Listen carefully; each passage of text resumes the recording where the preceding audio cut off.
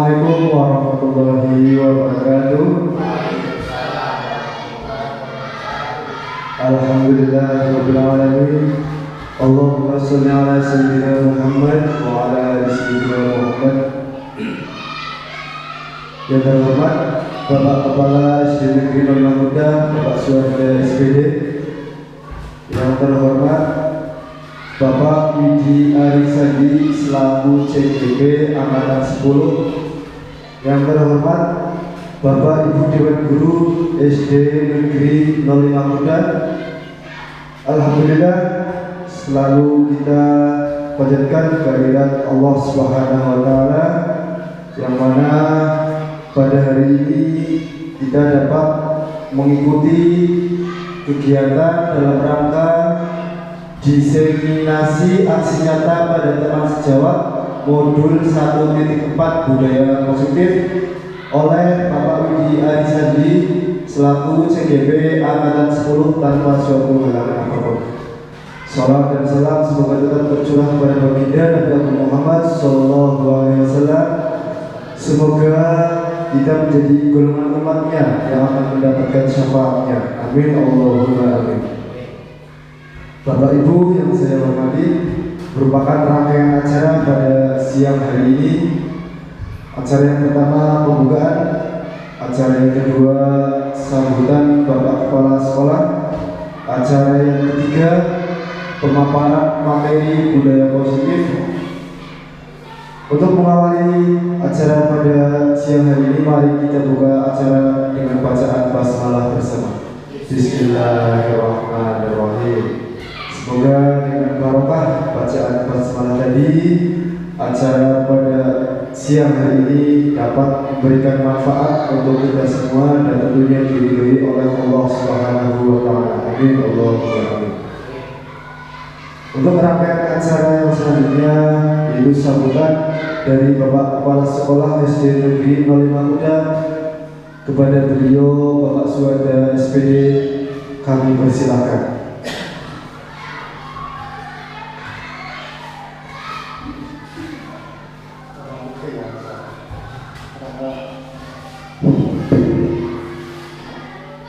Assalamualaikum warahmatullahi wabarakatuh. Alhamdulillahirabbil alamin wa bihi nasta'in ala umuri dunya waddin, wassalatu wassalamu ala asrofil anbiya'i wal mursalin wa ala alihi washabihi ajma'in. Bapak Ibu yang saya hormati dan Saudara Widi Arisandi selaku guru penggerak, calon guru penggerak Angkatan 10. Sebelumnya kita selalu memanjatkan puji dan syukur kepada Allah Subhanahu wa taala yang banyak melimpahkan nikmat kepada kita semua, sehingga pada hari ini, pagi hari ini, kita dapat melaksanakan diseminasi aksi nyata di SD Negeri 05 Muda yang akan disampaikan oleh Saudara Widi Arisandi selaku guru penggerak, calon guru penggerak Angkatan 10. Tak lupa salawat dan salam selalu kita sanjungkan kepada junjungan kita Nabi Muhammad SAW. Mudah-mudahan kita nanti termasuk umatnya yang akan bersama beliau Rasulullah SAW, yaitu menikmati surga Allah Subhanahu wa taala. Amin ya rabbal alamin. Bapak Ibu yang saya hormati, hari ini Saudara Widi Arisandi akan mempresentasikan tentang diseminasi aksi nyata dengan Bapak Ibu. Mudah-mudahan itu pada materi modul 1.4 tentang budaya positif. Mudah-mudahan destinasi ini dapat memberikan manfaat bagi Bapak Ibu, dan pada kegiatan ini mendapatkan pengetahuan, pengalaman tentang destinasi yang akan disampaikan oleh Saudara Widya Arisandi selaku calon guru penggerak angkatan 10. Harapan kami selaku pimpinan di SD Negeri 05 Kuda ini untuk Saudara Widya Arisandi, mudah-mudahan dapat menyelesaikan tugas-tugas yang diemban kepadanya dengan sebaik-baiknya, dan tentunya bisa bermanfaat untuk sekolah dasar negeri 05 Kuda, baik para terutama untuk peserta didik kita maupun Bapak Ibu guru di SD 05 Kuda.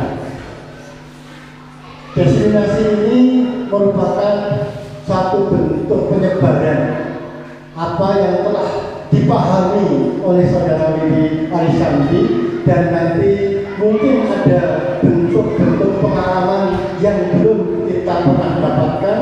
Mudah-mudahan di dalam kegiatan ini nanti kita bisa memberikan feedbacknya, sehingga pelaksanaan destinasi aksi nyata ini dapat berjalan dengan lancar dan baik, dan tentunya bisa bermanfaat bagi kita semua.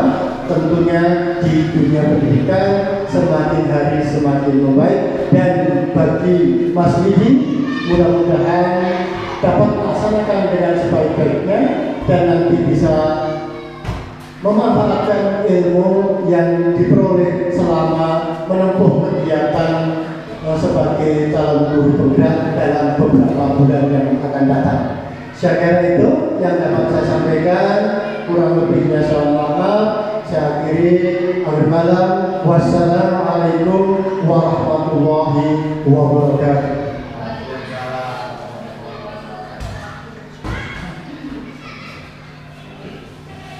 Terima kasih kami sampaikan. Untuk rangkaian acara selanjutnya yaitu diseminasi aksi nyata pada teman sejawat modul 1.4 budaya positif yang akan disampaikan oleh Bapak Widya Arisandi, CGB Angkatan 10. Padanya kami persilakan.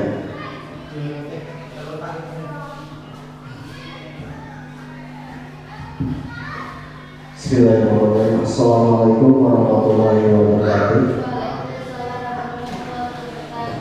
Bismillahirrahmanirrahim. Yang terhormat Bapak Kepala Sekolah SD Negeri 05 Kuda, yang terhormat Bapak Ibu Guru SD Negeri 05 Kuda, ini santai mawon gitu. Di sini saya ingin berbagi pengetahuan atau pengalaman yang sudah saya dapatkan selama mengikuti pendidikan calon guru penggerak angkatan 10 ini. Pada kesempatan kali ini saya akan memaparkan tentang diseminasi aksi nyata pada teman sejawat, khususnya pada materi budaya positif. Budaya positif itu sendiri terkandung dalam filosofi pendidikan menurut Ki Hajar Dewantara. Menurut Ki Hajar Dewantara itu pendidikan adalah menuntut segala berat yang ada pada anak-anak agar mereka dapat menciptakan mencapai keselamatan dan kebahagiaan yang setinggi-tingginya, baik sebagai manusia maupun sebagai anggota masyarakat. Ki Hajar Dewantara pun berpesan bahwa pendidikan adalah tempat persemaian benih-benih kebudayaan. Selanjutnya, pendidikan dan kebudayaan adalah satu kesatuan yang utuh. Kebudayaan yang dimaksud adalah sebuah peradaban, sebuah cita-cita yang ingin dibentuk sebagai sebuah bangsa. Nah, di sini kita akan mencoba melakukan sebuah kegiatan ya. Ini perumpamaan saja ya. Misalkan Pak Eko itu sebagai A, dan dusun itu sebagai B atau sebaliknya. Nah, di sini ada sebuah kegiatan tentang sobekan kertas yang berisi tentang hal yang sangat berharga. Misalkan Pak Eko itu mempunyai sebuah rahasia yang tertulis dalam sebuah kertas, ya. Kertas itu, nah, letakkan lembar kertas itu dalam sebuah genggaman tangan dan buatlah sebuah kesepakatan. Jadi Pak Eko itu berusaha untuk menjaga agar kepalan tangan itu jangan sampai dibuka, karena itu merupakan sebuah rahasia atau sesuatu yang tidak boleh atau tidak ingin Pak Eko orang lain ketahui. Nah, sedangkan misalkan contohnya Busum atau teman yang lain akan mencoba dengan sekuat tenaga, dengan berbagai cara, baik itu bisa dengan bujukan, dengan ancaman, menghardik, merayu, atau menyuap. Nah, kira-kira menurut Bapak dan Ibu sekalian, apa yang akan terjadi pada Pak Eko dan Busum itu sendiri? Misalkan Pak Eko dirayu Busum, Pak Eko kembali buka wis Pak Eko, seperti buka wis.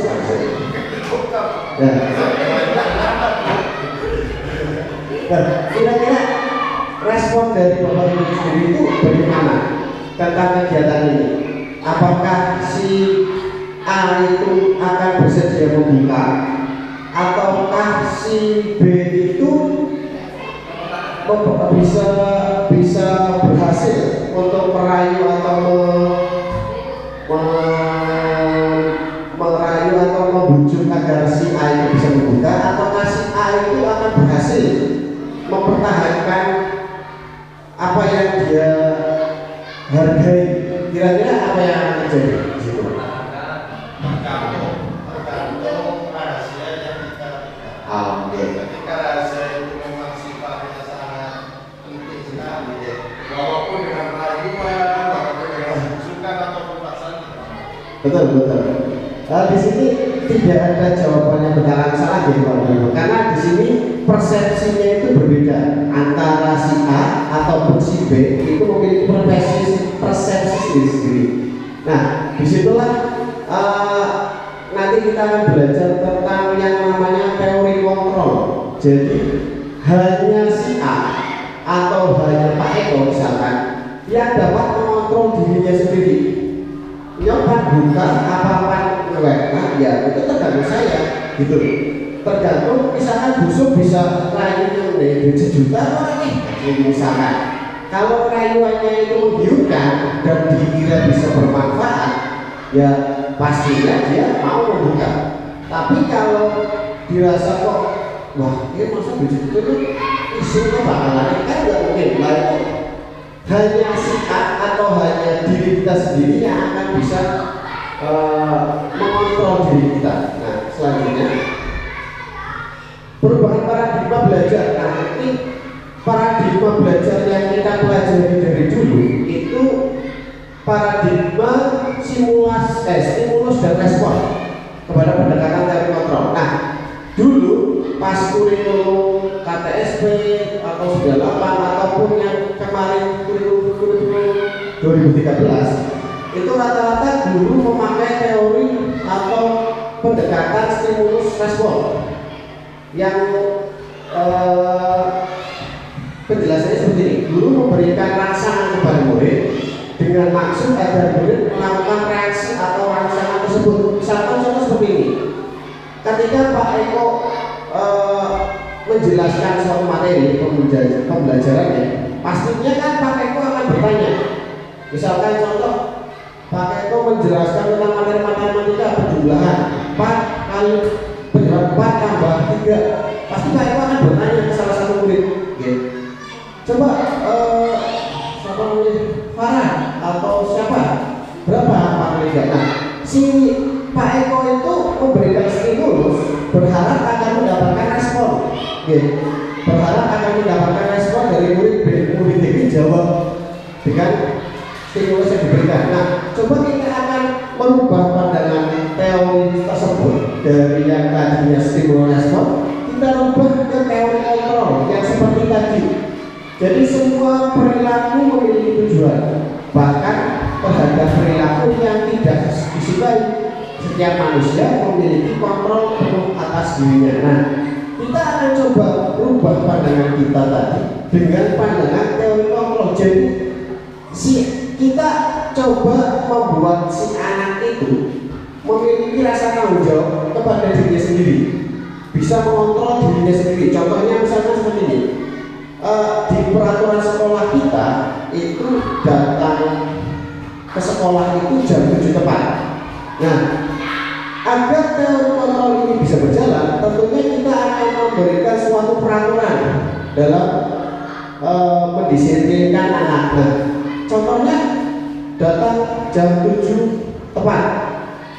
Kalau terlambat 15 menit akan dihukum atau diberikan sanksi. Nah, itu akan membuat si anak itu mengontrol dirinya biar dia itu tidak terlambat. Bagaimana caranya? Nah, kita akan merubah konsep dari stimulus respon ke teori kontrol. Selanjutnya ada paradigma perubahan belajar. Nah, ini menurut Dr. William Glasser adalah dalam kontrol teori meluruskan beberapa miskonsepsi tentang makna kontrol. Nah, jadi kontrol itu bukan berarti si gurunya bisa mengontrol anaknya dengan sesuka hati, tidak. Hanya kontrol. Ya. Ilustrasinya guru itu tidak boleh mengontrol anak sesuka hatinya. Terus ilustrasi bahwa semua penguatan positif efektif dan bermanfaat itu tidak selamanya penguatan yang positif itu bermanfaat. Bisa juga penguatan yang negatif itu memberikan manfaat. Terus ilustrasi bahwa kritik dan membuat orang merasa bersalah dapat menguatkan karakter. Nah, itu juga kita harus hindari. Selanjutnya ilustrasi bahwa orang dewasa memiliki hak untuk memaksa itu juga tidak. Perubahan paradigma belajar. Nah, tadi kita sudah belajar tentang stimulus dan respon. Sekarang kita apa sih perbedaan antara teori stimulus respon dan teori kontrol? Nah, di situ ada realitas atau kebutuhan kita pada teori stimulus respon itu sama ya.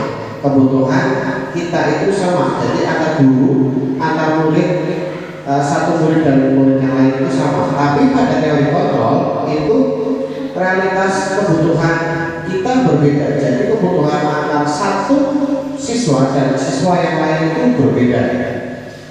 Selanjutnya ada semua orang melihat hal yang sama. Jadi setiap anak itu hanya memandang bahwa pelajaran ini ya cara menyelesaikannya seperti ini. Padahal pada teori kontrol itu setiap orang memiliki gambaran berbeda-beda. Jadi cara penyelesaian setiap murid itu padahal memiliki pemikiran yang beda-beda.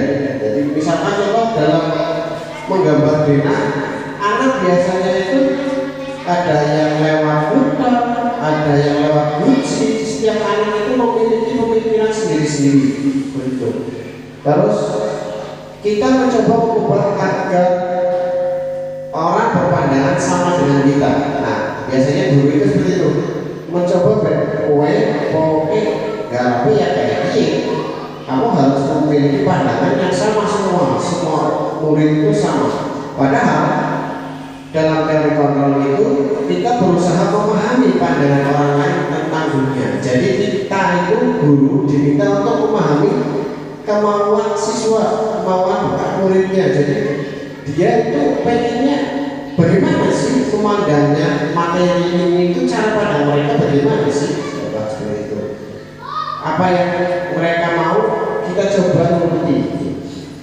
Terus perilaku buruk dilihat sebagai suatu kesalahan. Nah, itu kebiasaan kita kalau anak yang ribut, anak yang rewel itu ya biasanya kita anggap sebuah kesalahan atau keburukan gitu. Padahal setiap perilaku yang dilakukan orang itu dalam teori kontrol itu memiliki tujuan. Maksudnya tujuan anak misalkan ribut di kelas saat belajar, itu dia memiliki tujuan dan alasan. Dia mungkin butuh perhatian, mungkin butuh dimengerti, ada sesuatu yang ingin disampaikan seperti itu. Terus orang lain bisa mengontrol saya, itu pada stimulus respons. Pada teori kontrol, Anda tidak bisa mengontrol orang lain, jadi Anda hanya bisa mengontrol diri Anda sendiri. Ya. Diri yang bisa mengontrol diri Anda ya diri Anda sendiri, gitu, bukan orang lain. Terus pemaksaan ada pada saat bujukan gagal, seperti tadi contohnya ketika Pak Eko memaksa si Farah atau siapa kalau maju, kalau orang gelem, otomatis Pak Eko akan jengkel dan memaksa seperti itu. Nah, padahal pada teori kontrol itu kolaborasi dan konsensus menciptakan pilihan-pilihan baru. Jadi kita coba mengkolaborasikan anak yang lain agar si Farah atau yang tidak mau maju itu bisa mau percaya diri untuk maju, berkolaborasi dengan siswa lain. Model yang terakhir ada model berpikir kalah dan menang. Nah, sedangkan di teori kontrol itu model berpikirnya menang, tidak ada yang kalah. Selanjutnya ada disiplin materi. Kata disiplin sebagian besar orang mengaitkannya kepada tata tertib, kepada kepatuhan. Kalau tidak patuh ya berarti nanti kena hukuman seperti itu. Padahal pada dasarnya Anda tidak bisa mengontrol orang lain, hanya Anda yang bisa mengontrol diri Anda sendiri. Nah, makna disiplin, belajar kontrol, makna disiplin di sini berarti belajar kontrol diri dengan menggali potensi kita agar mencapai tujuan yang mulia, yaitu sesuatu yang menjadi seseorang yaitu sesuatu yang menjadi seseorang yang kita inginkan berdasarkan nilai-nilai yang kita hargai.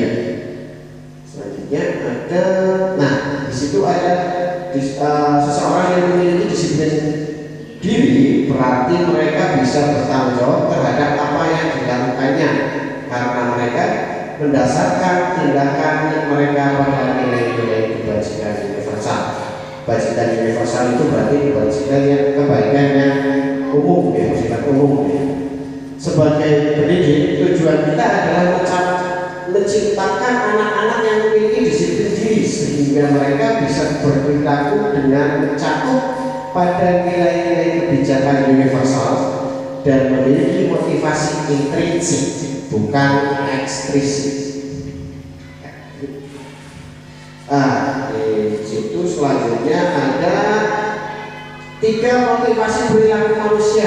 Nah, dari motivasi ekstrisik dan intrinsik itu menciptakan 3 perilaku.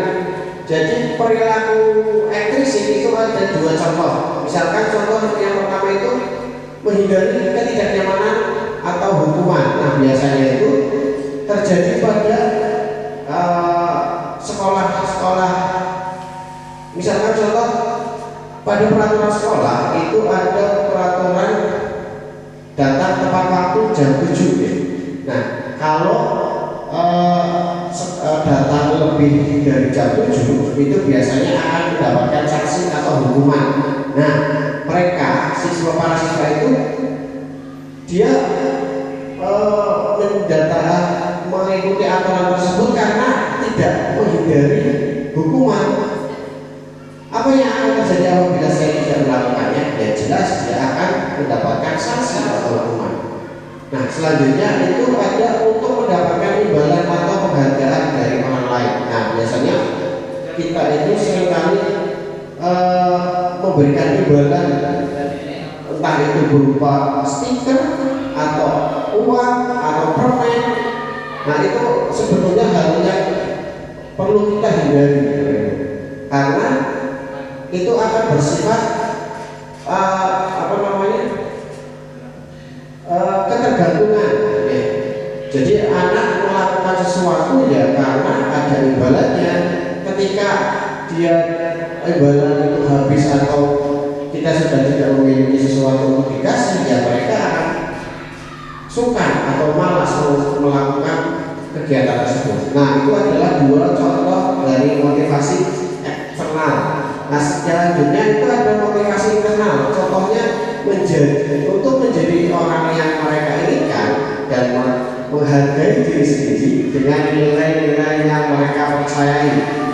Akan menjadi orang seperti apa apabila saya melakukan ini? Nah, contoh, kalau kamu rajin belajar, pastinya kamu akan sukses, misalkan seperti itu.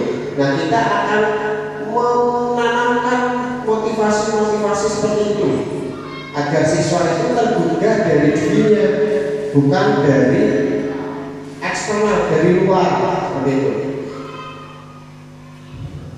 Apa saja motivasi perilaku manusia? Tujuan dari disiplin positif adalah menanamkan motivasi yang ketiga tadi, menanamkan motivasi pada murid kita, yaitu untuk menjadi orang yang mereka inginkan dan menghargai diri sendiri dengan nilai-nilai yang mereka percaya. Motivasi ini akan membuat seseorang memiliki motivasi perilaku yang bersifat internal, bukan dari luar atau eksternal.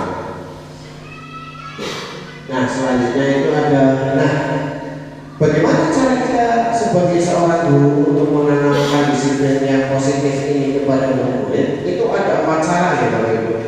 4 cara untuk menanamkan disiplin positif kepada murid-murid. Yang pertama itu ada memahami kebutuhan dasar. Yang kedua ada posisi kontrol. Yang ketiga ada keyakinan kelas, dan yang terakhir ada segitiga restitusi. Nah, ini adalah contoh dari gambaran 5 kebutuhan dasar manusia. Kebutuhan dasar manusia itu dibagi menjadi 5 ya. Yang pertama itu ada bertahan hidup atau survival. Yang kedua itu adalah kasih sayang atau rasa diterima. Yang ketiga kebebasan atau freedom ya. Yang keempat itu adalah kesenangan atau fun ya. Yang terakhir ada penguasaan atau power. Nah, penjelasan dari kelima kebutuhan dasar tersebut, yang pertama itu ada kebutuhan dasar bertahan hidup atau survival, adalah kebutuhan dasar yang bersifat fisiologis untuk bertahan hidup, misalkan kesehatan, rumah, dan makanan. Kebutuhan biologis sebagai bagian dari proses produksi. Selanjutnya kedua ada kasih sayang dan rasa diterima, meliputi kebutuhan akan hubungan dan koneksi sosial, kebutuhan untuk memberi dan menerima kasih sayang, dan kebutuhan untuk merasa menjadi bagian dari suatu kelompok. Terus penguasaan atau power, kebutuhan ini meliputi keinginan untuk dianggap berharga, bisa membuat perbedaan, bisa membuat pencapaian, kompetensi diakui, dihormati, dan keinginan untuk meninggalkan pengaruh. Terus yang keempat ada kebebasan atau freedom, kebutuhan akan kemandirian, otonom, memiliki pilihan dan mampu mengendalikan arah hidup seseorang. Anak-anak dengan kebutuhan kebebasan yang tinggi menginginkan pilihan. Mereka perlu banyak bergerak, suka mencoba, tidak terlalu terpengaruh orang lain, dan senang mencoba hal baru atau menarik. Nah, yang terakhir ada kesenangan atau fun. Nah, kebutuhan akan kesenangan atau kebutuhan adalah kebutuhan untuk mencari kesenangan, bermain dan tertawa. Anak-anak dengan kebutuhan dasar kesenangan yang tinggi biasanya ingin menikmati apa yang dilakukan. Mereka juga berkonsentrasi tinggi saat mengerjakan hal yang disenangkan. Nah, selanjutnya ada 5 posisi kontrol Bapak Ibu. 5 posisi kontrol yang pertama itu ada penghukum. Mungkin banyak dari kita yang masih menggunakan posisi kontrol sebagai penghukum ya. Seseorang guru biasanya menggunakan hukuman fisik atau verbal. Orang-orang yang menjalankan posisi penghukum senantiasa mengatakan bahwa sekolah memerlukan sistem atau alat yang dapat menekan muridnya lebih dalam lagi. Nah, untuk yang kedua, posisi kontrol kedua ada pembuat rasa bersalah. Pada posisi ini biasanya guru akan bersuara lebih lembut, membuat merasa bersalah, akan menggunakan keheningan yang membuat orang lain merasa tidak nyaman, bersalah, dan rendah diri. Terus selanjutnya ada posisi sebagai teman. Guru pada posisi ini tidak akan menyakiti murid, namun akan tetap berupaya mengontrol murid melalui persuasi. Posisi teman pada guru biasanya negatif ataupun positif. Positif di sini berupa hubungan baik yang terjalin antara guru dan murid. Hal negatif dari posisi ini adalah bila suatu saat guru tersebut tidak membantu, maka murid akan kecewa. Nah, posisi yang keempat itu ada posisi pemantau. Memantau berarti mengawasi. Pada saat kita mengawasi, kita bertanggung jawab atas perilaku orang-orang yang kita awasi. Posisi pemantau berdasarkan pada peraturan-peraturan dan konsekuensi.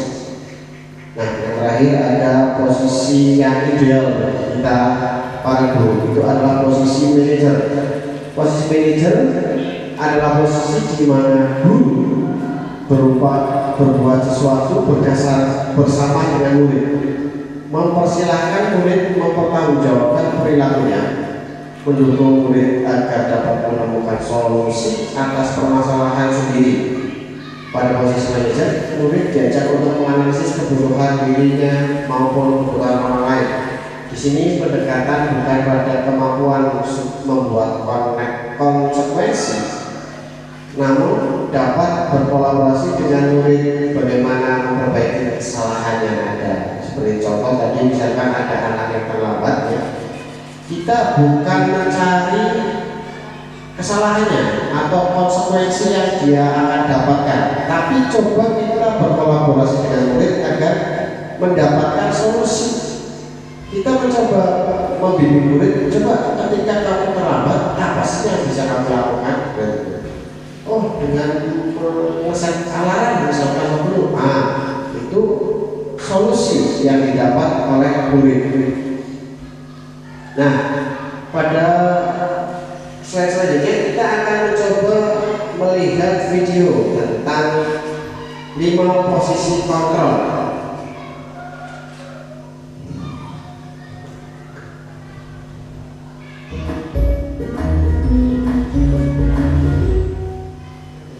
Salam bahagia Ibu dan Bapak Guru hebat.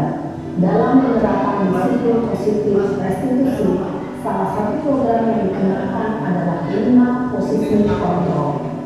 5 posisi kontrol dalam restitusi adalah proses perjalanan seorang pendidik agar dapat mengenali dirinya. Pada video kali ini, kita akan membahas tentang 5 posisi kontrol yang dikembangkan oleh gaya dosen dan contoh penerapannya.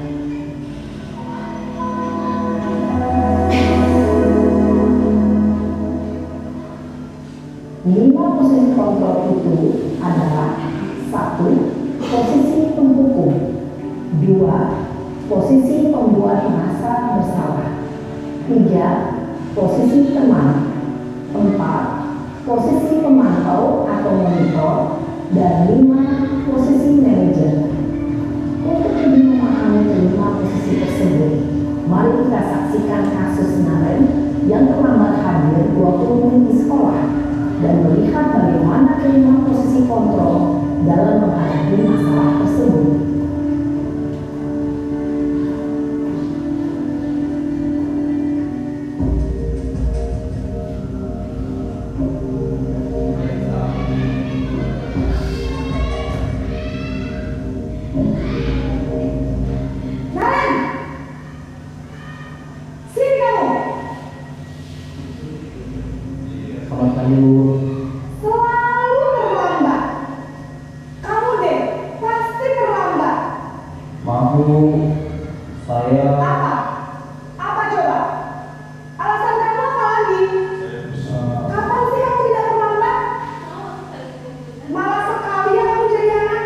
Saya Dasar pemalas, gak kapok-kapok sih kamu.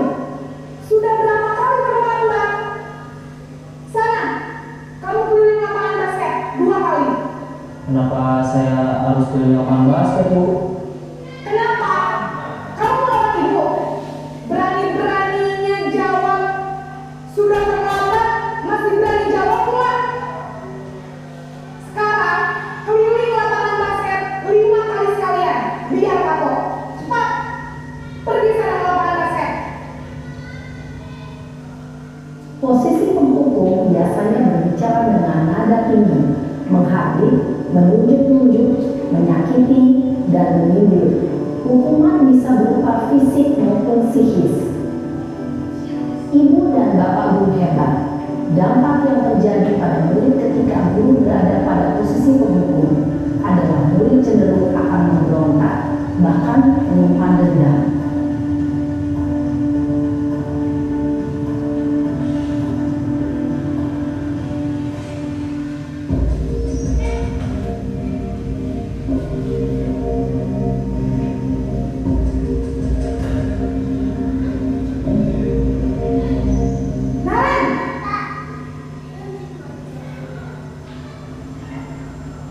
Selamat pagi, Bu. Naren, kamu kenapa terlambat lagi, nak? Ya Tuhan, Naren, kamu senang ya bikin ibu susah ya? Kalau kamu terlambat lagi, nanti ibu yang berubah kepala sekolah, nak. Disangka ibu tidak bisa membina kamu. Duh, gimana ini? Maaf, Bu. Duh, Gusti Naren, kamu suka ya kalau ibu tegur kepala sekolah? Terus, sekarang ibu harus tulis apa ya ibu absen? Ini kamu sudah sering terlambat loh. Ibu harus apa coba? Maaf, Bu. Maaf sekali. Ya sudah, lain kali jangan bikin susah lagi ya nak ya. Ibu tidak akan kuat lagi kalau kamu begini terus. Bisa jantungan kalau ibu tegur bapak kepala sekolah. Sana cepat kelas. Maaf ya, Bu. Maaf sekali. Posisi pembuat rasa bersalah berbicara dengan nada tenang, cenderung lembut. Namun kata-kata yang diutarakan membuat murid merasa menjadi orang yang gagal, memandang buruk dirinya sendiri, merasa tidak berharga, dan tidak sanggup membahagiakan orang lain. Ketika guru mengambil posisi pembuat rasa bersalah, murid akan menganggap dirinya yang bersalah dan ia akan menyimpan emosi negatif tersebut di dalam dirinya.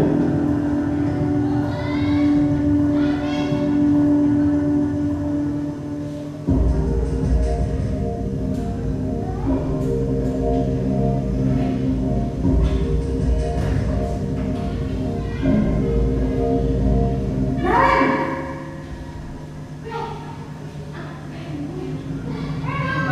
Selamat pagi, Bu. Wah, sudah jam berapa ini nak?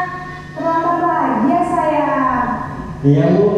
Habis ibu saya lupa membangunkan saya, Bu. Kamu malah menyalahkan ibu kamu.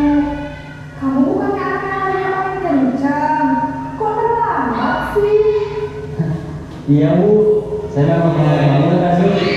Jadi biarpun saya kencang, tetap gak kencang, Bu. Ya sudah sana. Nanti lain kali larinya lebih kencang lagi ya.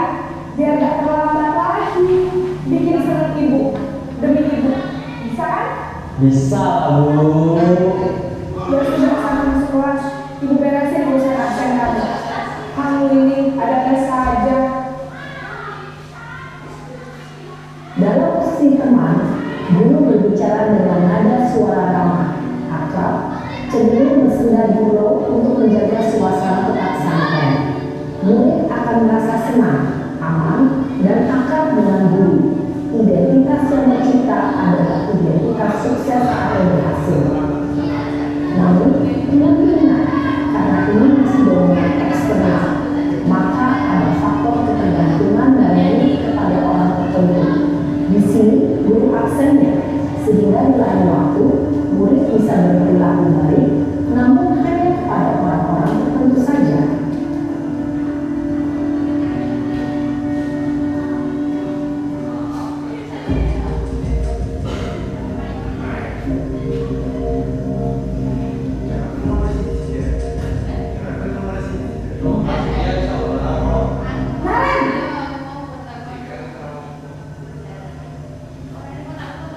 Selamat pagi, Bu.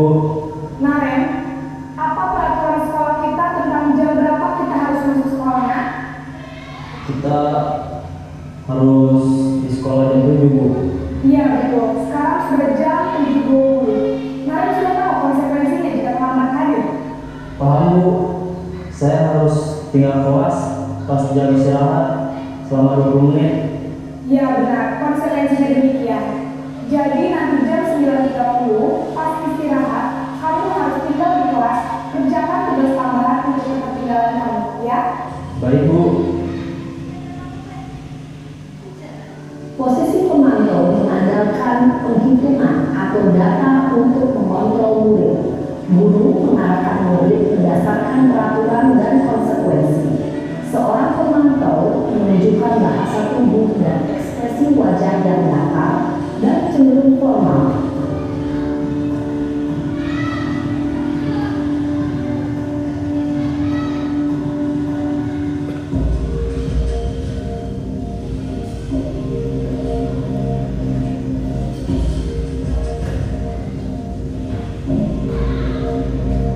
Naren!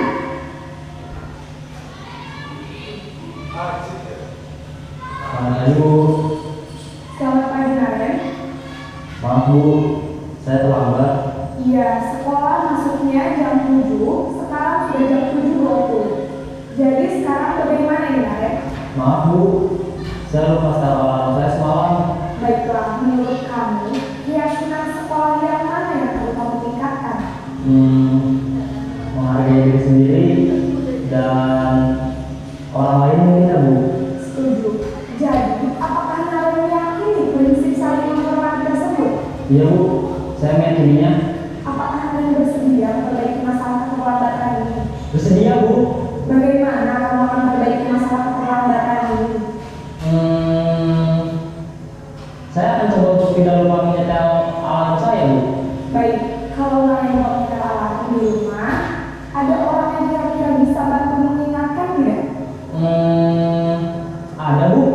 Kakak saya, Kak Emma. Ada lagi selain Kak Emma? Selain Kak Emma, ada ibu saya. Baik, jadi yang mengingatkan Naren adalah Kak Emma dan Ibu Kavia. Kira-kira akan mulai alarm kapan Naren? Setelah pulang sekolah, akan segera saya lakukan. Baik, jadi Naren akan setel alarm untuk bangun besok pagi dan akan diingatkan oleh kakak dan ibunda Naren ya. Ada lagi yang mungkin perlu dilakukan Naren agar tidak terlambat lagi. Tidak ada, Bu. Baik Naren, terima kasih untuk bersama kamu. Sekarang kamu perlu kembali ke kelas untuk belajar. Baik, Bu. Terima kasih. Posisi manajer adalah posisi kontrol yang disarankan untuk membimbing murid memiliki sikap disiplin yang positif, yaitu murid yang mandiri, bertanggung jawab, dan dapat memecahkan masalah. Tujuan dari posisi ini adalah agar murid dapat berefleksi atas tindakannya. Guru akan dengan tulus memberikan pertanyaan-pertanyaan bermakna, setidaknya buat murid dapat belajar dari kesalahannya dan mencari sebuah solusi untuk keberhasilan. Ibu dan bapak guru hebat, setelah mengamati adegan kelima posisi kontrol tadi, kira-kira posisi mana yang paling ideal? Posisi mana yang dapat menunjang motivasi intrinsik murid? Ya, tentu posisi manajer. Posisi ini memang posisi ideal yang ingin dituju setiap pendidik. Pada posisi inilah, guru dapat menetapkan disiplin positif yang berpihak pada murid, yang memerdekakan murid. Perjalanan seorang pendidik tentunya tidak mudah untuk sampai pada posisi seorang manajer. Namun, tujuan kita pasti, yaitu menciptakan murid-murid yang mandiri, merdeka, dan bertanggung jawab. Semoga penggambaran 5 posisi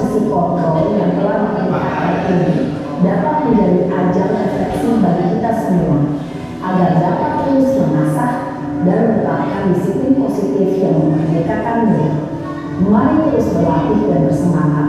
Selamat menerapkan. Salam yang bahagia, Ibu dan Bapak Guru. Hebat.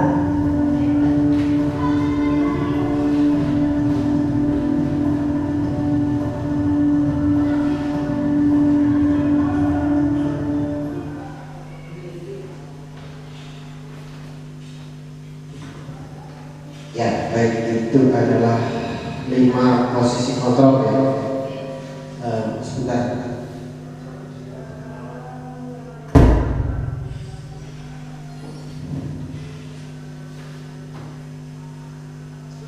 Nah, kita lanjutkan ya, Bapak Ibu. Kira-kira tadi dari kelima posisi kontrol tersebut, kita sudah menerapkan posisi kontrol yang mana? Satu penghubung, terus ada lagi mungkin sebagai teman, ya. Sebagai manajer. Oke, memang dari kelima posisi kontrol tersebut memang yang disyaratkan dalam penanaman disiplin positif itu berarti posisinya manajer ya.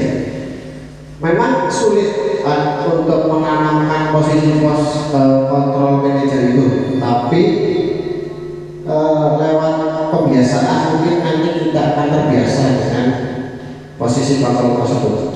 Nah, selanjutnya setelah kita mengetahui tentang 5 posisi kontrol, kita akan mencoba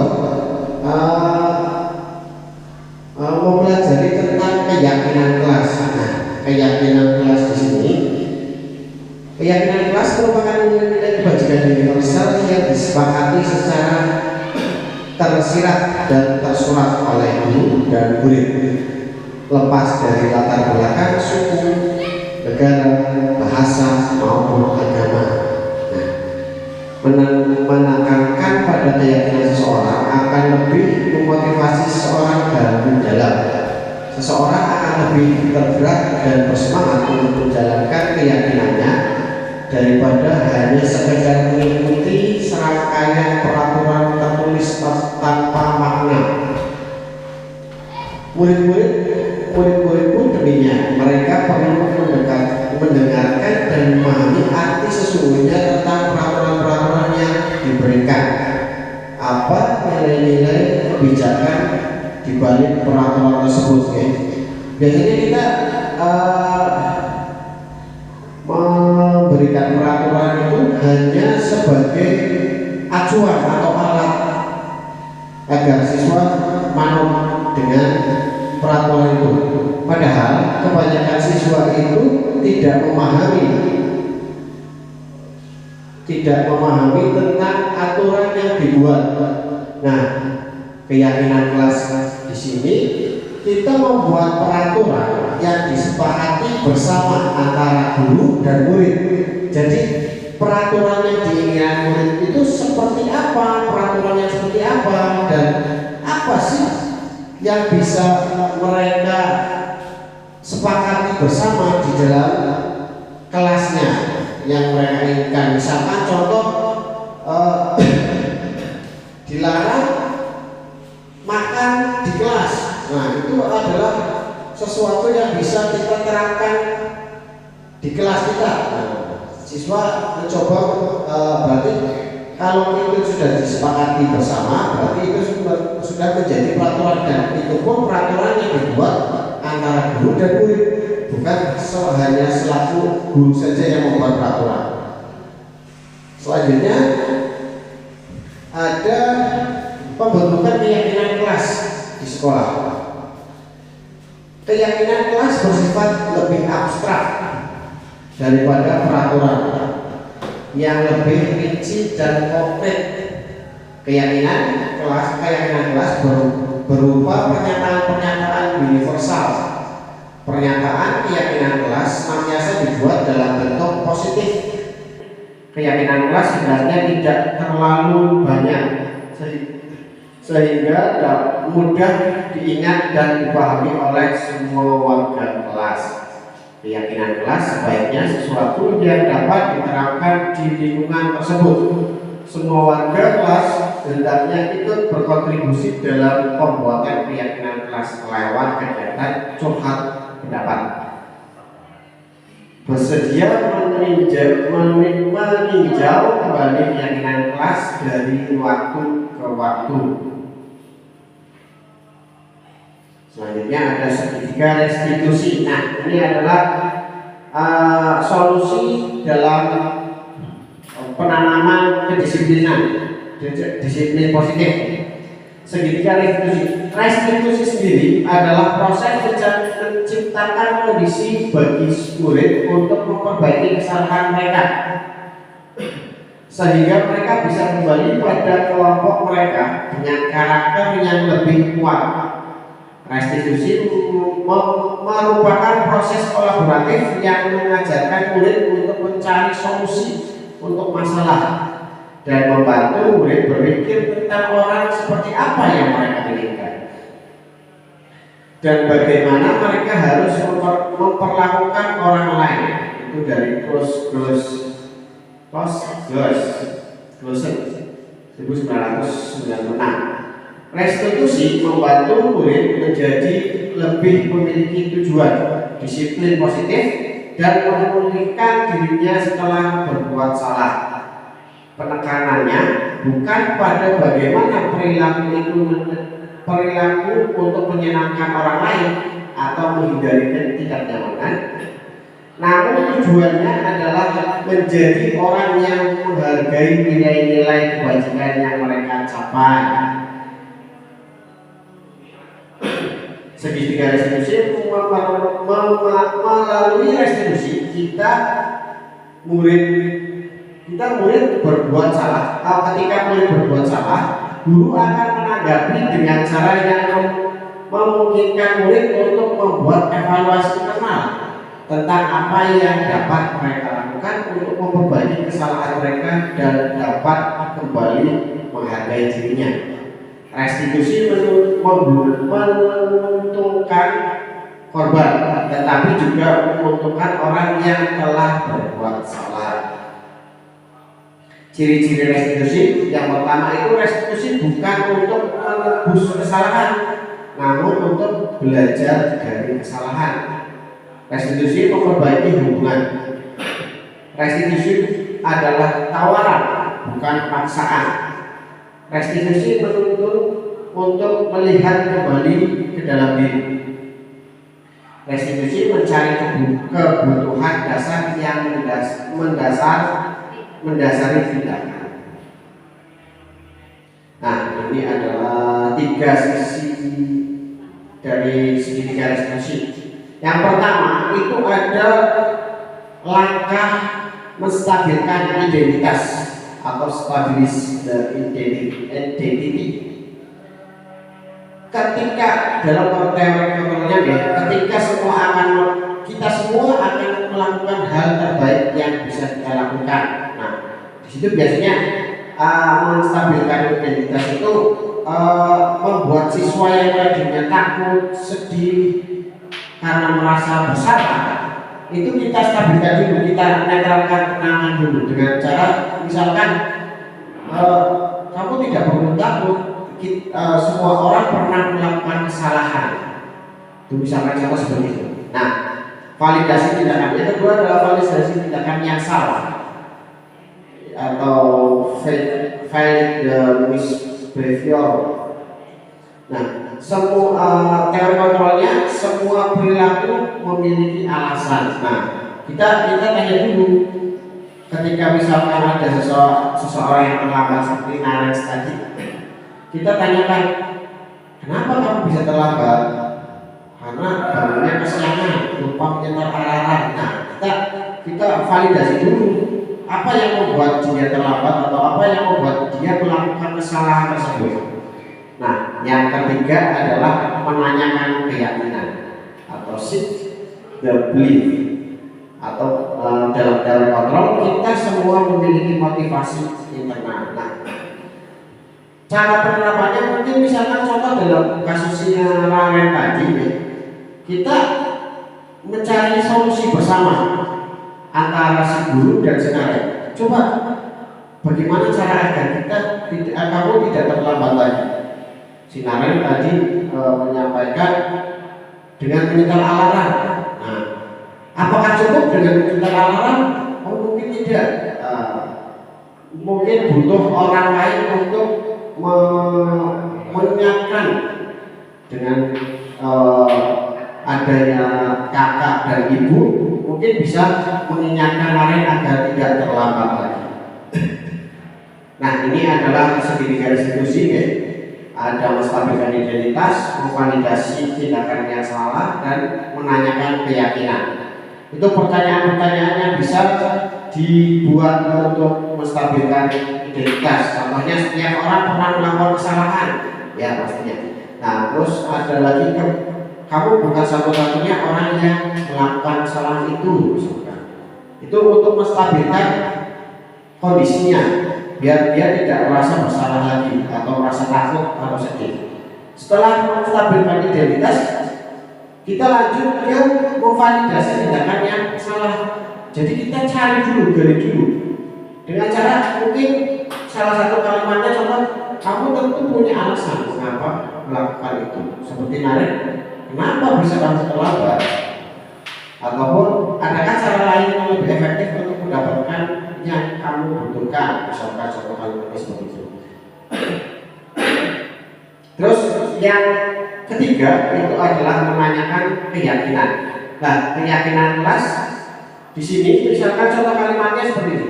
Keyakinan kelas apa yang telah kita sepakati? Misalkan kita sudah membahas keyakinan kelas, di dalam kelas sudah ada keyakinan kelas yang disepakati antara guru dan murid. Itu bisa kita jadikan acuan agar kita bisa menanyakan keyakinannya dari segitiga restitusi. Jadi keyakinan kelas apa yang telah kita sepakati, misalkan di kasusnya Naren tadi karena terlambat ya, padahal di keyakinan kelasnya sudah disepakati bahwa datang tepat waktu, misalkan seperti itu. Nah, berarti dia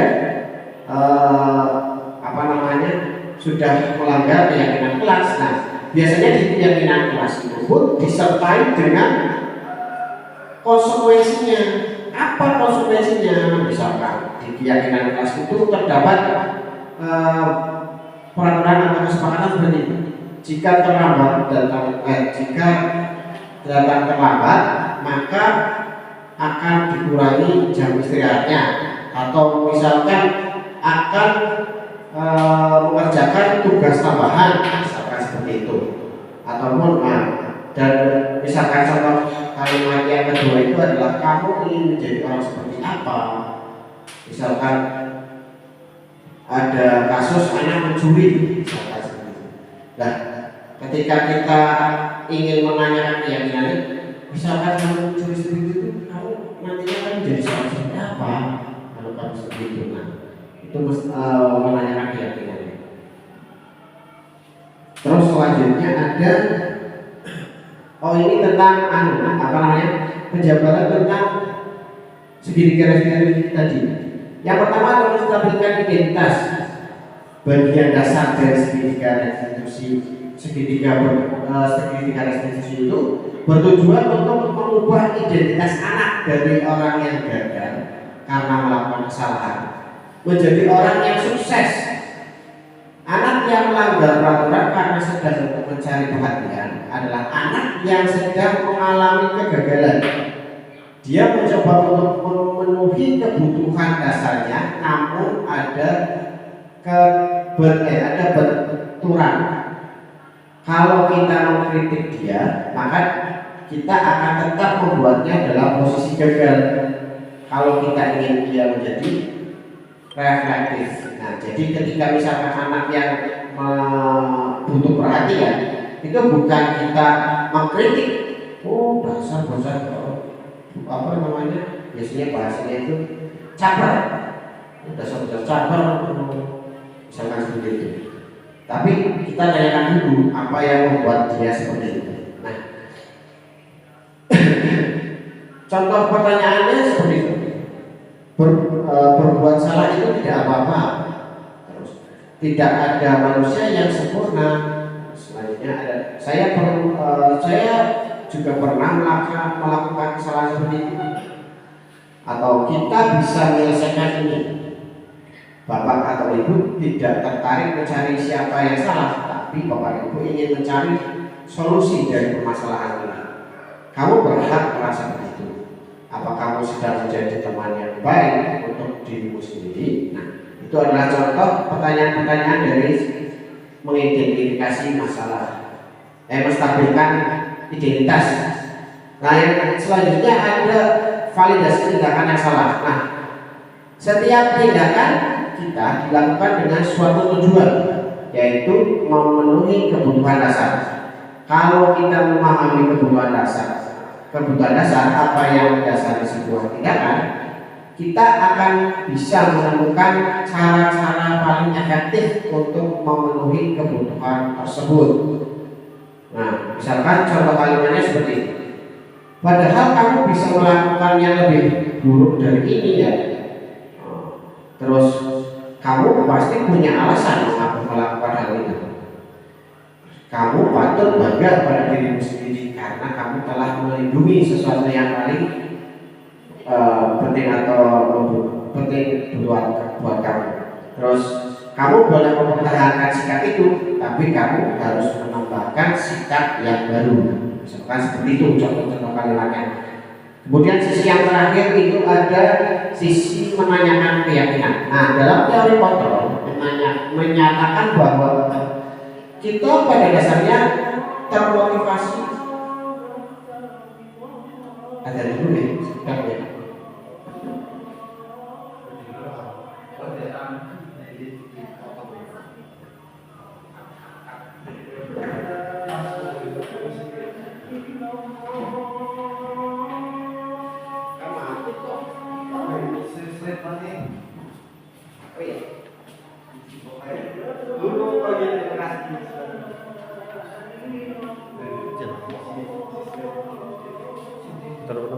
Nanti di pause dulu.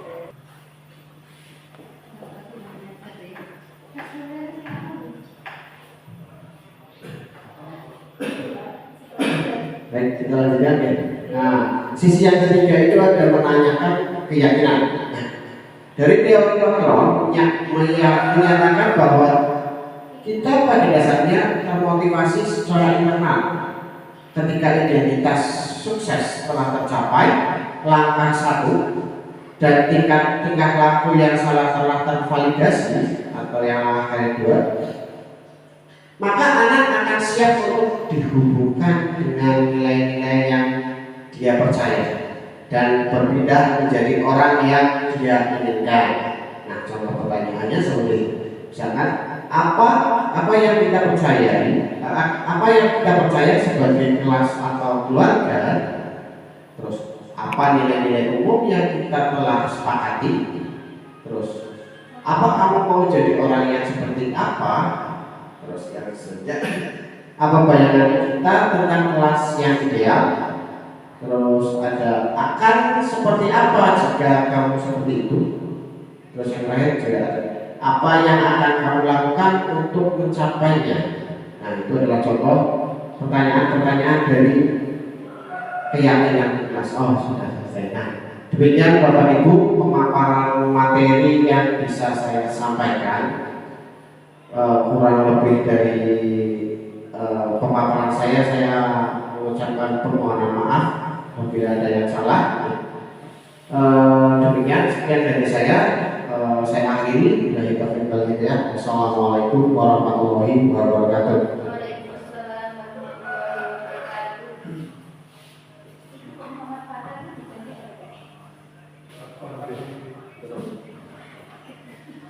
Terima kasih yang disampaikan kepada Pak Widi Alisandi yang telah memaparkan materi disiplin positif.